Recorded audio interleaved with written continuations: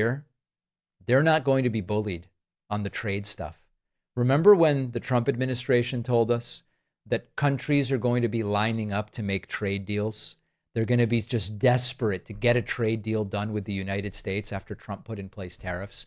Well, Japan just canceled their trip, and they've left Trump sort of standing at the door, waiting for his date to pick him up, and the date's not coming. Trump came into office again, promising that America First trade policy was going to make other countries desperate to cut deals, and to cut the deals on Trump's terms, importantly. And a terrified, begging Japan and China and every country would just be terrified and begging to come to the table and make a deal because they need us more than we need them, we were told. Fast forward to today. Japan's top trade negotiator has canceled his trip to DC. It hasn't been postponed because of bad weather.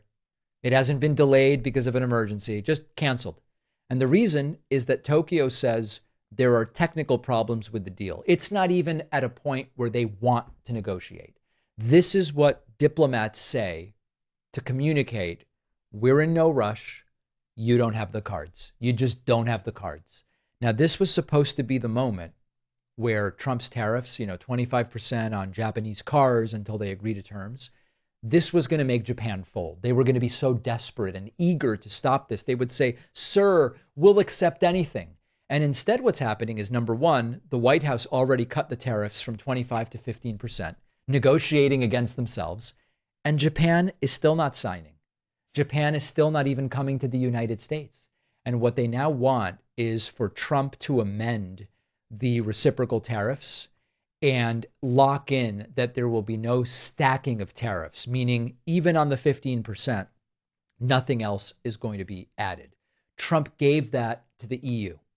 And the kicker is that part of the deal includes Japan's $550 billion dollar investment package for the US, and that's free money that Trump can spend however he wants. Trump said about that part of the deal, it's our money, we can do whatever we want.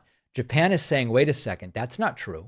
Those monies are going to be split and decided on based on who puts in what. And they haven't even signed off on written confirmation of the $550 billion, which Trump has already said is a done deal. So we need to zoom out here. Trump told Zelensky in the Oval Office a couple months ago, you don't have the cards. He scolded him and just pathetically condescending. He said to Zelensky, you don't have the cards. It seems we don't have the cards. And I hate to admit that. I wish we did have the cards. It'd be better for the country. But when Japan goes, we don't like this, we don't like that, we're not flying to the US, they just don't feel any urgency. Now, we have to really hold the administration accountable for what they promised. Trump said, my approach will terrify other countries about losing access to the US market. They're going to negotiate on our timeline. And Japan showed they're comfortable dragging it out and just making Trump wait. And the more they wait, the more it becomes clear that Trump doesn't have the leverage he claimed to have. Trump doesn't have the cards he believes that he has. This doesn't happen in a vacuum. We see it with other countries. When Japan sees that, China's not eager to come to a deal, Japan starts to think, maybe we don't need to come to a fast agreement either. And so with Japan dragging its feet and demanding changes and all of it, there is no real reason at this point to expect a deal anytime soon. We hold all the cards isn't working because it's just not true. And unfortunately, and I don't say this to brag, sometimes I hear from Republicans, David, you seem so thrilled that it's going terribly. I'm not thrilled at all. It's terrible for American companies, American consumers. But it seems to be the reality that we just don't have the leverage we thought we did. And other countries are making deals amongst themselves. It's going to be bad for Americans. It already is. We've got a great bonus show for you today. We will talk about Putin continuing to pound Kyiv, ignoring everything Trump said to him. Prosecutors have failed to obtain an indictment against a man who threw a sandwich at a federal agent.